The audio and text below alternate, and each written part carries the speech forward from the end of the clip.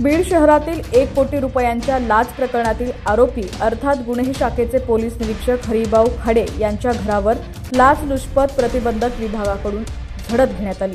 या झडतीमध्ये खाडे यांच्या घरातून 1 कोटी 8 लाख रुपयांची रोकड त्यासोबत 970 ग्रॅम सोने व 5 किलो चांदी जप्त करण्यात आलेली आहे। विशेष म्हणजे खाडे याच्या नावावर 5 ते 6 ठिकाणी असलेल्या मालमत्तांची कागदपत्रांचीही यावेळी पोलिसांच्या हाती लागलेली आहे। 1 कोटी रुपयांच्या लाच प्रकरणातील मुख्य आरोपी अर्थात गुन्हे शाखेचे पोलीस निरीक्षक हरिभाऊ खाडे व सहाय्यक फौजदार रवी भूषण जाधव हे फरार झालेले आहेत। बीड शहरातील जिजाऊ मल्टीस्टेट सहकारी बँकेमध्ये गतवर्षी 100 कोटीचा घोटाळा झाला होता। या प्रकरणी प्रमुख बबन शिंदे तसंच अध्यक्ष अनिता शिंदे यांच्यासह 4 जणांवर गुन्हे दाखल झाले होते।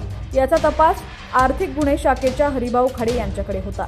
याच प्रकरणामध्ये आरोपी बबन शिंदे यांनी 2 व्यावसायिकांना बांधकामाचे साहित्य पुरवल्यापोटी 60 लाख रुपये दिले होते। त्यामुळे या दोन्ही व्यावसायिकांची चौकशी सुद्धा आर्थिक गुन्हे शाखेकडून सुरू होती।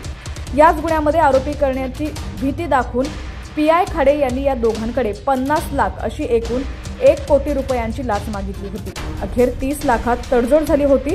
यातील 5 लाख रुपयांचा पहिला हप्ता देत असतानाच खासगी व्यापारी कुशाल जैन याला पोलिसांनी ताब्यात घेतलं। 4 महिन्यांपासून खाडे हे त्यांना त्रास देत होते। अखेर 13 मे रोजी रात्री उशिरा बीडच्या लाचलुचपत प्रतिबंधक पथकाकडे तक्रार केली। त्यानंतर 14 मे रोजी खात्री केली।